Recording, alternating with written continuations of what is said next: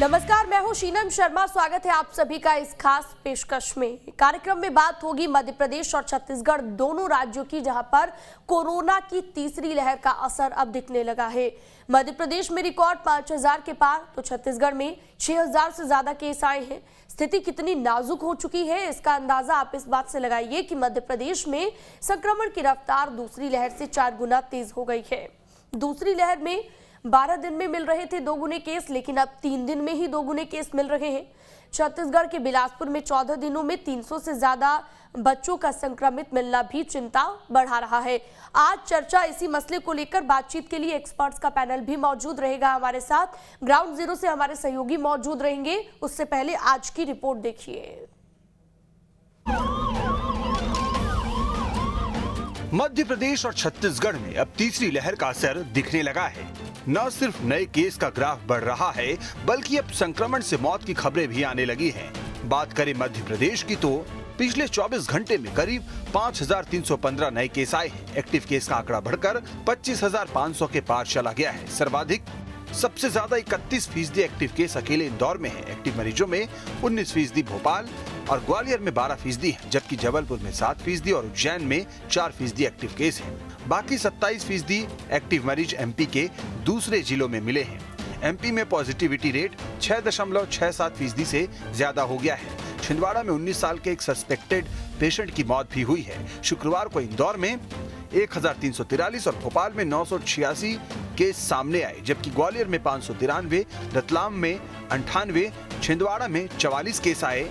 MP में संक्रमण की रफ्तार दूसरी लहर से 4 गुना ज्यादा तेज है। दूसरी लहर में 12 दिन में 2 गुने केस मिल रहे थे, अब 3 दिन में 2 गुने केस मिल रहे हैं। मध्य प्रदेश की ही तरह छत्तीसगढ़ में भी कोरोना रोज नए रिकॉर्ड बना रहा है। छत्तीसगढ़ के हर एक जिले तक अब कोरोना की घुसपैठ हो चुकी है। रायपुर और दुर्ग जैसे जिलों में तो कोरोना आउट ऑफ कंट्रोल होता दिख रहा है। अगर छत्तीसगढ़ में कोरोना की चाल पर नजर डालें तो 24 घंटे में 6153 नए केस सामने आए, जबकि 5 लोगों की कोरोना से मौत भी हुई।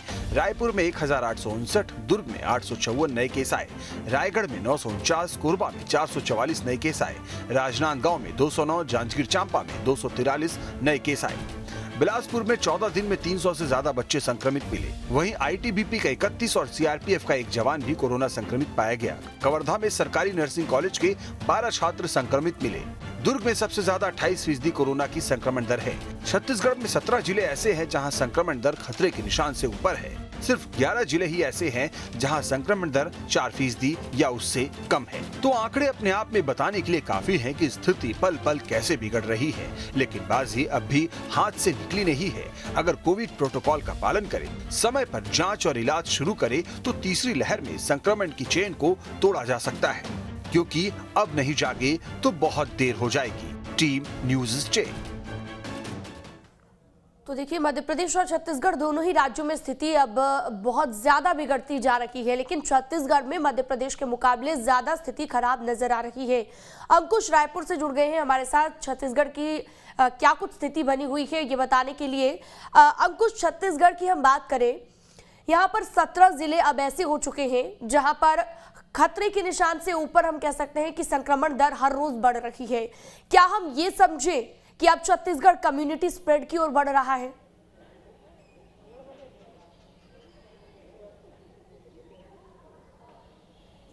देखिए शीनम, जिस तरीके से पूरे प्रदेश भर में संक्रमण बढ़ रहा है, उससे समझने जैसी स्थिति नहीं बची है। अब कम्युनिटी स्प्रेड की स्थिति में आ चुके हैं और यही कारण है कि अब प्रदेश में 10.21% पॉजिटिविटी रेट पहुंच गया है। मतलब जिस जगह पर 5% से ज़्यादा पॉजिटिविटी दर होती है, वहां पर कम्युनिटी स्प्रेड की स्थिति पैदा हो जाती है। लेकिन ये स्थिति दोगुनी है। छत्तीसगढ़ के पूरे प्रदेश के आंकड़ों की अगर बात करें तो 6000 से ज़्यादा मरीज निकलना शुरू हो गए हैं पिछले 48 घंटों में। मतलब 24 घंटे के पहले और 24 घंटे के दौरान 6000 से ज़्यादा केसेस सामने आ रहे हैं। सबसे महत्वपूर्ण बात यह है कि 2000 के आसपास के आंकड़े जो हैं वो केवल रायपुर जिले के हैं। तो जिस तरीके से पॉजिटिविटी रेट बढ़ रहा है, उससे स्पष्ट तौर पे कहा जा सकता है कि कम्युनिटी स्प्रेड की स्थिति में छत्तीसगढ़ है और आंकड़े जो हैं वो लगातार बढ़ रहे हैं। पहले प्रदेश के अधिकतर जिले ऐसे थे जहां पर संक्रमण नहीं मिल रहा था, लेकिन अब स्थिति यह है कि करीब लगभग सभी जिलों में संक्रमण मिल रहा है। कहीं कम है, लेकिन कहीं इतने ज़्यादा हैं कि वहाँ पर स्थिति जो है चिंताजनक है। हालात ये है कि शासन प्रशासन जो है काबू पाने पर की कोशिश में तो है, लेकिन वो काबू पाने में सफल नहीं हो पा रहे हैं। जनता से लगातार अपील की जा रही है कि आप सावधानी बरतें, लापरवाही करेंगे तो इसके दुष्परिणाम देखने को मिलेंगे और उसके दुष्परिणाम लगातार देखने को मिल भी रहे हैं। 5 से 6 और 7 तक मौतों के आंकड़े पहुंच चुके हैं। कल की अगर बात करें, यानी पिछले 48 घंटों की अगर बात करें तो 7 मौतें एक दिन में हुई थी, जो तीसरी लहर में सबसे ज़्यादा आंकड़े होते हैं। इसके अलावा पिछले 24 घंटों की अगर बात करें तो करीब 4 मौतों की जानकारी इसमें सामने आई है। फिलहाल पिछले 24 घंटों में थोड़ा सा संक्रमण कम हुआ है। रायपुर की अगर बात करें तो 2000 के पार जो संक्रमण पहुंच चुका था, जो संख्या पहुंच चुकी थी, वो उसमें थोड़ी सी कमी आई है। लेकिन प्रदेश में ओवरऑल आंकड़ों की अगर बात करें तो ओवरऑल आंकड़े लगातार बढ़ते हुए दिखाई दे रहे हैं। बिल्कुल, और ये बढ़ते आंकड़े वाकई चिंता का विषय बन गए हैं। अब अंकुश, आप जैसा कि जिक्र भी कर रहे थे कि रफ्तार काफी ज्यादा है पहले के मुकाबले, और हमारे साथ दीप्ति चौरसिया भी भोपाल से जुड़ी हुई है। दीप्ति, मध्य प्रदेश की हम बात करें, दूसरी लहर में जितनी तेजी से मामले बढ़ रहे थे उससे 4 गुना ज्यादा तेजी से अब मामले बढ़ रहे हैं मध्य प्रदेश में। पहले 12 दिन में केस डबल हो रहे थे, अब 3 दिन में ही केस डबल होना शुरू हो गए हैं। तो क्या हम ये समझे कि दूसरी लहर से भी ज्यादा घातक होने जा रही है तीसरी लहर?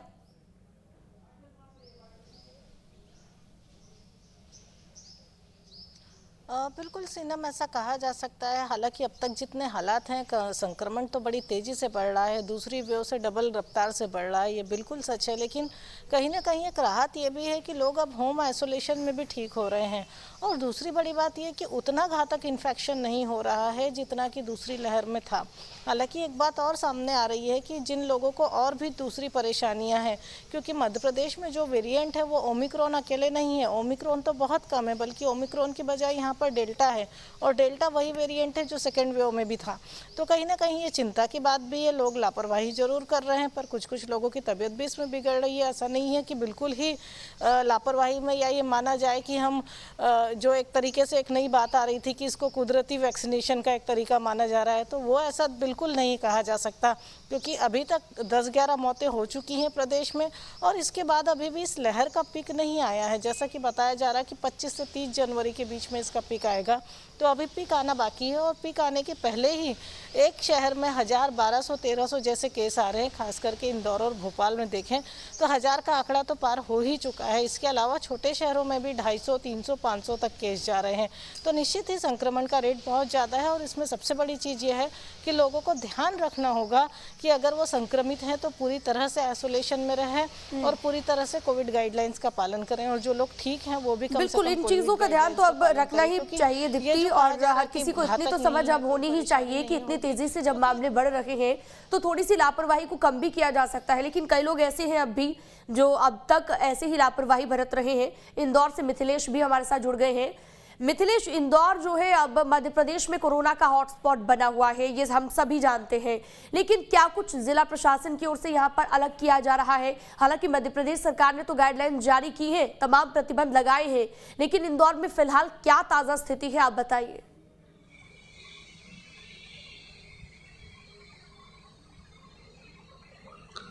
देखिए, सबसे पहले मैं आपको इंदौर में आंकड़े बताना चाहूँगा कि 24 घंटे में 1300 से ज़्यादा मरीज सामने आए। एक्टिव मरीजों की संख्या 7000 के पार पहुँच चुकी है और स्वास्थ्य विभाग ने 10,000 बेड बनाने की व्यवस्था की है। कोविड का अगर संक्रमण पीक पे जाता है तो इंदौर में 10,000 बेड होंगे।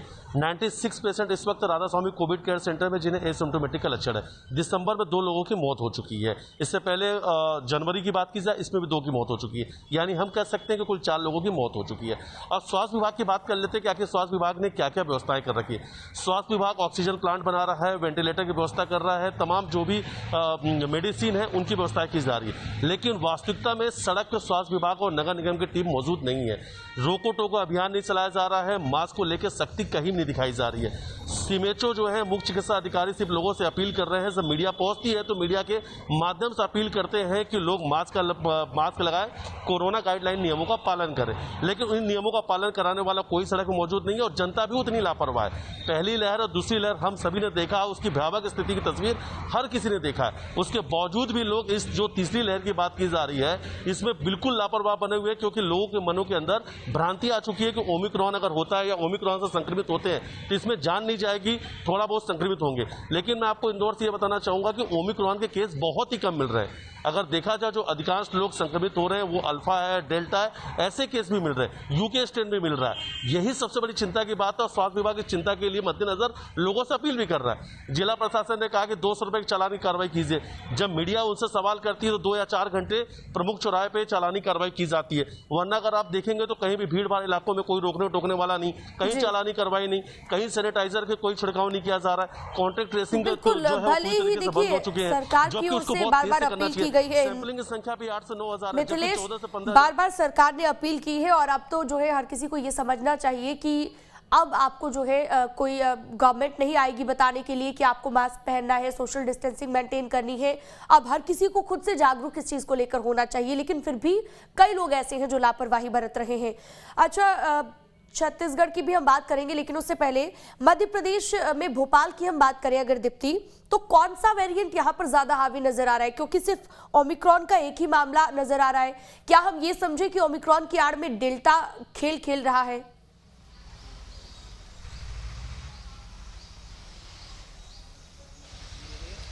बिल्कुल, मैंने आपको अभी बताया कि जीनोम सीक्वेंसिंग एक तो बाहर भेजी जाती है और जीनोम सीक्वेंसिंग की जो रिपोर्ट आई है उसमें बड़े साफ तौर पर ये क्लियर हो चुका है कि मध्य प्रदेश में जो वेरिएंट ज़्यादा सक्रिय है उसमें ओमिक्रॉन कम है, डेल्टा ज़्यादा है।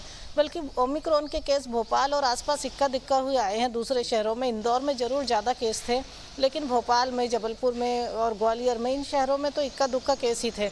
लेकिन कहीं ना कहीं डेल्टा है जो अभी भी सक्रिय माना जा रहा है। डेल्टा अभी भी सक्रिय है और यही वजह है कि लगातार ये बात कही जा रही है कि अगर ये डेल्टा वेरिएंट है तो लोगों को सावधान रहना होगा, क्योंकि ये नहीं कहा जा सकता कि अब अपने आप घर में ठीक हो रहे हैं, होम आइसोलेशन में ठीक हो रहे हैं, घातक नहीं है।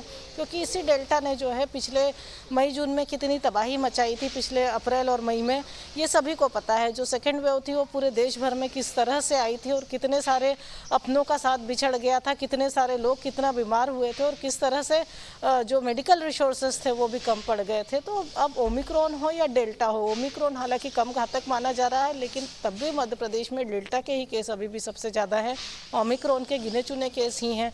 तो ऐसे में लोगों को कम से कम लापरवाही नहीं करनी चाहिए, क्योंकि डेल्टा का जो घातक परिणाम था वो लोग पहले ही पिछले मार्च अप्रैल में देख चुके हैं।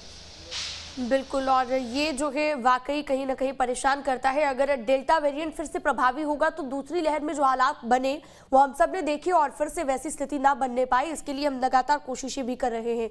अच्छा, मध्य प्रदेश में एक और चीज़ है मिथिलेश, 69% ऐसे संक्रमित मरीज हैं जिन्हें डबल वैक्सीनेटेड थे। कहा यह जाता है कि अगर आप डबल वैक्सीनेटेड हैं तो थोड़ा सा जो है आपकी इम्यूनिटी स्ट्रांग हो जाती है और आप बेहतर तरीके से बीमारी से लड़ पाते हैं। लेकिन 69% वही लोग हैं जो डबल वैक्सीनेटेड थे। कह सकते हैं कि वैक्सीन भी कुछ ज़्यादा प्रभावी हम नहीं कह सकते कि इस बार नज़र आ रही है इस थर्ड वेव में।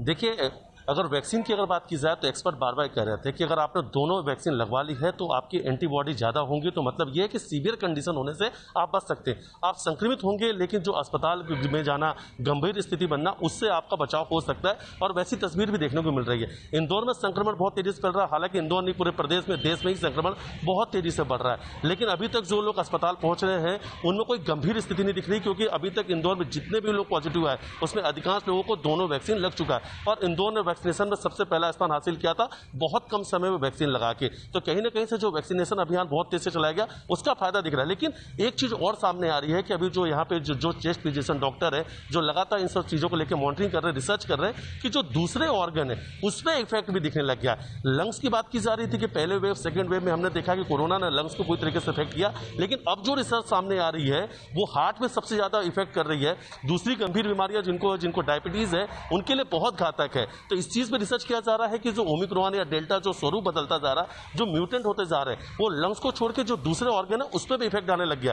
तो ये माना जा सकता है कि अगर आप ठीक भी हो जाते हैं तो आने वाले समय में आपको गंभीर बीमारियां भी हो सकती हैं। इसके मद्देनजर उनका ट्रीटमेंट भी किया जा रहा है। हो सकता है आने वाले दिनों में ट्रीटमेंट का कुछ तरीका भी बदला जाए, क्योंकि जितने भी रिसर्च कर रहे हैं लोग अपनी रिसर्च की फाइल जो है राज्य सरकार को सौंप रहे हैं, राज्य सरकार केंद्र सरकार को सौंपेगी। तो अभी तक लेकिन जो एक्सपर्ट जो बतौर कोविड का लंबे समय से इलाज कर रहे हैं उनको एक नई चीज देखने को मिली है कि हार्ट में सबसे ज्यादा इफेक्ट हो रहा है इस बार कोविड का। वही बात की जाए इंदौर में कि वैक्सीनेशन अभियान तेज चलाने की वजह से संक्रमण का मामला बहुत तेजी से बढ़ रहा है, लेकिन लोग गंभीर स्थिति नहीं बन रहा है। लेकिन मध्य प्रदेश का इंदौर, महाराष्ट्र, गुजरात, राजस्थान, इन राज्यों से घिरा हुआ है। यहाँ से रोजाना लोगों का, चाहे फ्लाइट की बात कर लें, बस, ट्रेन, बहुत ज्यादा यहाँ से आवागमन है। सैकड़ों यात्री यहाँ से रोजाना आते जाते, इसलिए संक्रमण यहाँ पे बहुत तेजी से वजह है कि कनेक्टिविटी जो इंदौर की है बाकी जिलों के साथ हम कह लें और बाकी राज्यों के साथ हम कह लें, कनेक्टिविटी जो इंदौर की है वो भी एक वजह बन रही है संक्रमण फैलने की। अच्छा दीप्ति, एक और चीज यहाँ पर आपसे समझना चाहूंगी, लगातार कुछ ऐसे भी मामले सामने आ रहे थे कि जो लोग अपना नंबर गलत देकर आ जा रहे थे, टेस्ट करवाने के बाद उन्हें ट्रेस करना बहुत मुश्किल हो जा रहा था। अब सरकार ने कहा है कि उन पर मामला भी दर्ज होगा। मध्य प्रदेश में कितने मामले अब तक ऐसे देखे गए हैं? क्या हर दिन ऐसे ही मामले आते हैं बहुत सारे?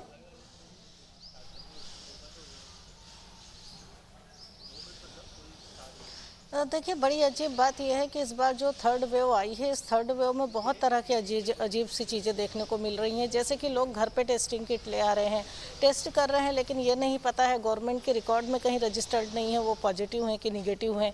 बहुत सारे लोग घर पे जो टेस्टिंग कर रहे हैं, अगर वो रिपोर्ट इनकी पॉजिटिव दर्ज भी हो रही है सरकारी रिकॉर्ड में, तो उन तक किट पहुँचाना कठिन हो रहा है। तीसरा यह है कि कई बार लोग या तो टेस्ट नहीं करा रहे हैं, टेस्ट से बच रहे हैं, टेस्ट करा रहे हैं तो गलत नंबर दे रहे हैं। तो निश्चित ही अब सरकार ने इसको बड़ी गंभीरता से लिया है। हालांकि इस तरह के केस अभी कम ही आए हैं, लेकिन उसके बाद भी अगर इक्का दुक्का केस भी आए हैं, फिर भी कुछ लोग ऐसे हैं जो है जिनकी ट्रेसिंग कर पाना मुश्किल हो रहा है। दीप्ति, मैं लौटूंगी आपके पास। हमारे साथ डॉक्टर अशोक मिश्रा भी जुड़ गए हैं, हेल्थ एक्सपर्ट।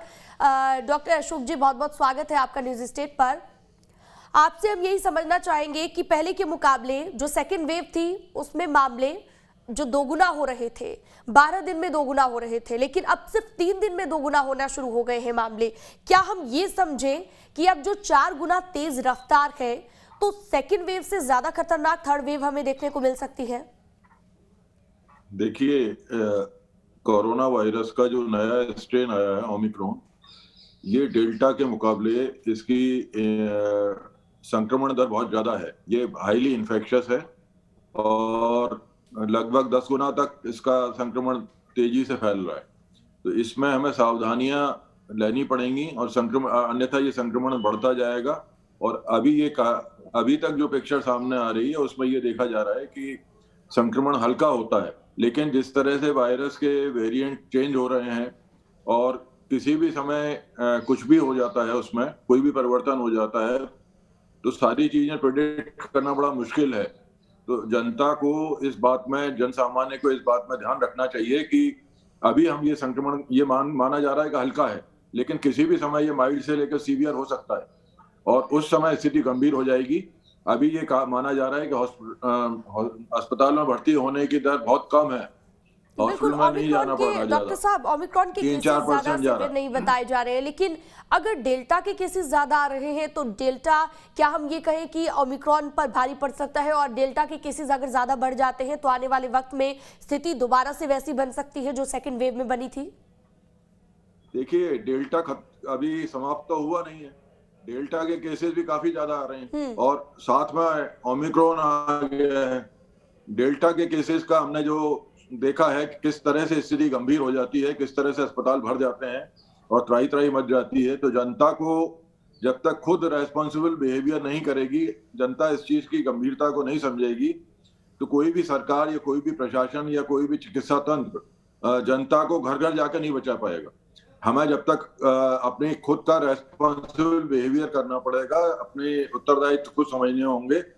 हमें ये जानना समझना पड़ेगा कि हम अब कोरोना अप्रोप्रिएट बिहेवियर, यानी जो मास्क, सैनिटाइजेशन और 2 मीटर की दूरी बहुत जरूरी, और साथ में भीड़ में अनावश्यक रूप से ना जाएं, घरों से ना निकलें, ये चीजें तो हमें खुद ही करनी पड़ेंगी। और इसकी गंभीरता लगातार कभी भी किसी भी समय बहुत बढ़ सकती है। कोरोना के डेल्टा वेरिएंट की गंभीरता हम लोग पिछली लहर में देख चुके हैं और कई ऐसे लोग मौत के शिकार हो गए हैं जिनकी कोई संभावना ही नहीं थी। तो इसकी गंभीरता को समझते हुए जनता को खुद समझना पड़ेगा। शासन प्रशासन तैयार है, हॉस्पिटल की स्थिति मुझे मालूम है, चिकित्सक रात दिन मेहनत करके तैयार हैं, सारी ऑक्सीजन, दवाएं और बेड तैयार है, लेकिन इसकी नौबत ही क्यों आने देते हैं? बिल्कुल। अगर हम उससे बचेंगे तो इसकी नौबत नहीं आएगी।